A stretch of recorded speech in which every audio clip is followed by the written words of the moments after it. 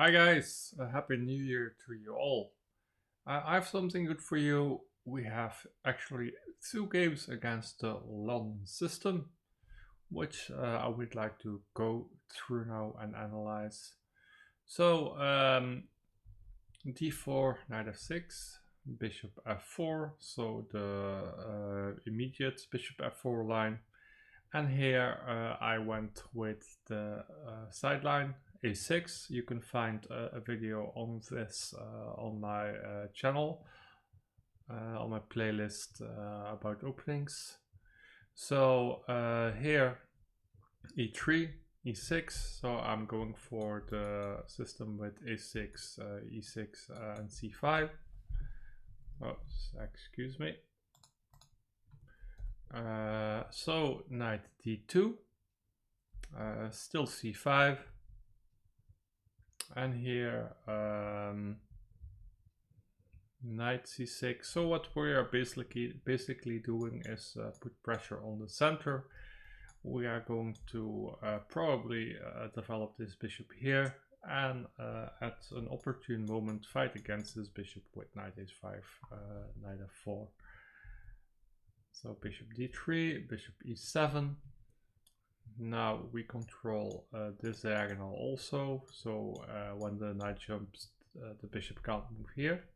Knight f3, so the timing is perfect to go knight h5. And here a lot of things were possible. Taking the bishop out right away would have been an interesting move. G6 was also something to consider, to overprotect his knight and then just take back later. So maybe we could wait for white to castle short first. In the game I played b5. That's actually not the most accurate, since it weakens his diagonal and we're still not fully developed here. Well, I was thinking about maybe going c4 later or b4, but the problem with c4 is that in this structure here the bishop can just drop back to c2, even b1, probably c2. So better was probably to play something like, let's see, I guess, oh sorry.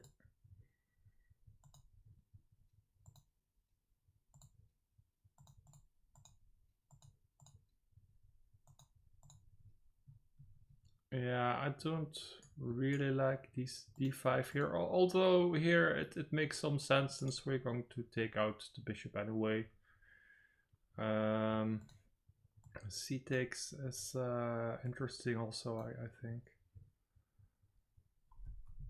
Probably just, oh, not g5, probably just g6 here.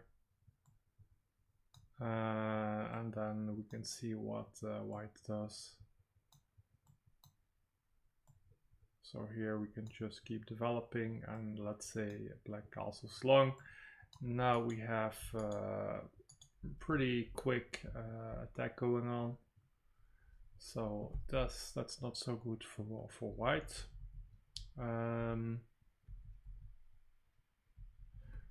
So here I guess g6 was the better move. I played b5, and after knight e5, looks like this was best, to take out the bishop immediately. I took out the knight first. The problem is that here white can take back with the bishop. This is, I think, too weakening, since first of all it drops the knight with check, and if we go back, well, we haven't accomplished too much. White can maybe try to make some use of this weakened diagonal. It's still an okay position, but well, we can do better here. b5 wasn't the best move, so instead d takes, and here we get something similar than if I would have taken on g3 immediately. And here again g6 I guess was interesting. I played h6. The problem with that is that maybe this can come and this. I missed actually queen to g4, so that's something when you play this line to pay attention to yourself. So this pawn is a little weak, and we have to defend it pretty awkwardly with king f8, after which he can do some weird stuff already, like bishop to g6. Yeah. So not the way to go. My opponent played queen f3. Obviously that's just a one move threat. So after g4 he's still trying to push the pawns. I tried to change away the queen. The best move for him looks like to put his bishop, to block it with his bishop. Well, white players, I guess, wouldn't typically like to part with one of the strongest attacking pieces, but here it was just the best move. And here I played d6, putting some pressure on this pawn. And here white went full on for the attack. So I don't know if he saw that this piece was hanging, but he went g5, he went for it anyway. He thought maybe our queen was too weak, but as we're going to show, it's not the case. Here rook d8 to threaten to win this knight. So after rook b1, took out the pawn. And here g5.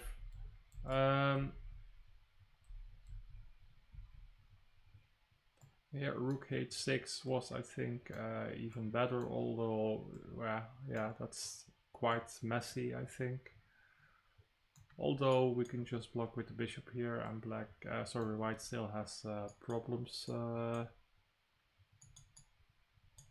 here with this weak king. So we definitely could have done that. White shouldn't have sacrificed the bishop here. Instead, here I went to g5, chasing away the queen. White tried to infiltrate and attack this bishop. Here already I had a tactic, I think. I briefly considered the tactic during the game, but I didn't really have the time to calculate it all the way through. So after king f1, looks like it was possible to actually take out this pawn and play here, with the point being that now the rook can come in. You don't want to go here, since now this rook comes in, and if you go to g1, well, you're dropping this rook, and you can see that everything falls apart here. Instead I went queen f4, just very practical choice, just exchange the queens, enjoy the extra material. And after a few more moves here, white allowed me to liquidate everything and go into a winning endgame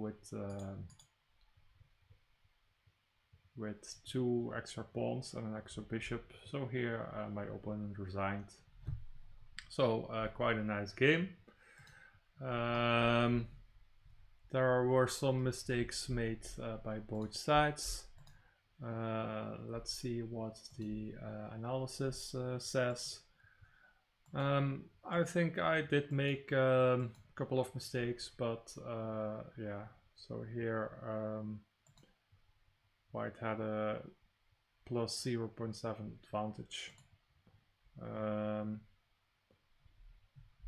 But what's nice is that we did make some mistakes, some inaccuracies, but it didn't really lead to a losing position.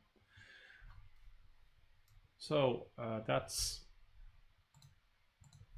0-1 against the London for black against the London system with this neat little move e6. let's take a look at the second game. Again, we're going with a6 and this c5 move.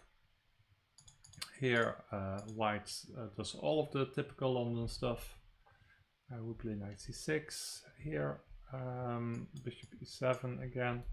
So I guess one good move here would be to play h3, in which case we can, I told you that in the video about this line. So here we can actually go switch our plan and go with d5 and challenge this bishop with bishop d6.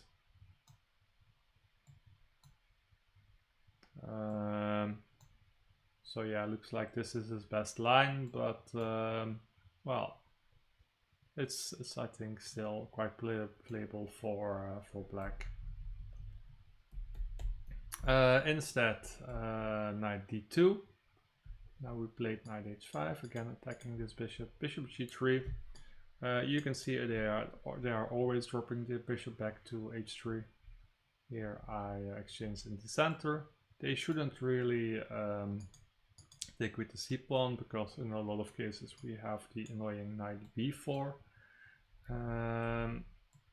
So e takes, and here again g6 to overprotect this knight and to take out this bishop later. Instead I took immediately, and here looks like here h6 or d5 were actually, well, this is certainly possible, but I didn't want to go into this messy line where we are trying to trap the bishop while he's trying to save his bishop.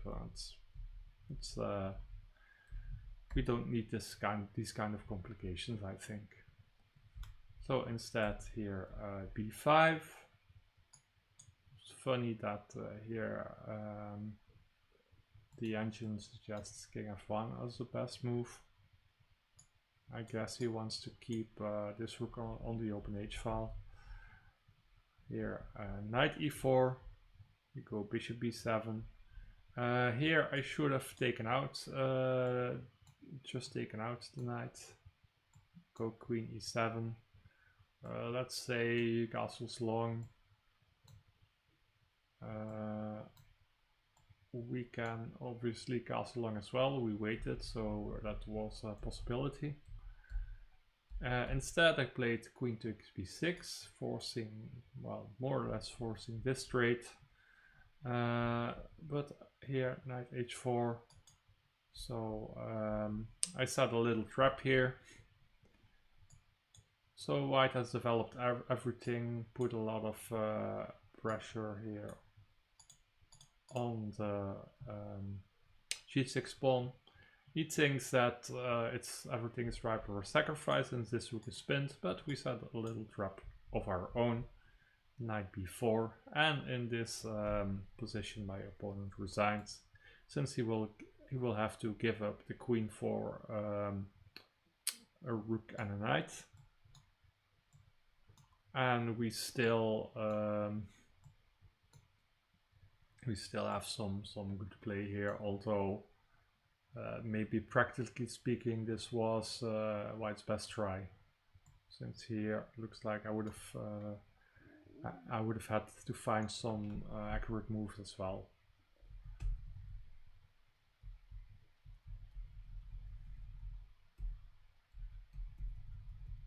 So that is the black, the a6 system here versus London. 0-2. Even though I made some inaccuracies, let's also do an engine analysis here. So you see in some normal lines, you know, when white plays when black plays e6, e3, d5, and well, this structure, you see, when you make a mistake, you're often just worse or in a lot of danger. Maybe there's some Greek gift sacrifice on h7. maybe this knight jumps in and stuff like that. So I really don't like to play this structure against white, since that's the structure he's probably seeing in 7, 8 out of 10 games that he plays. So why not switch it up, go for something different here. With a6, wait to see what he does. And as you can see, even though I made some inaccuracies,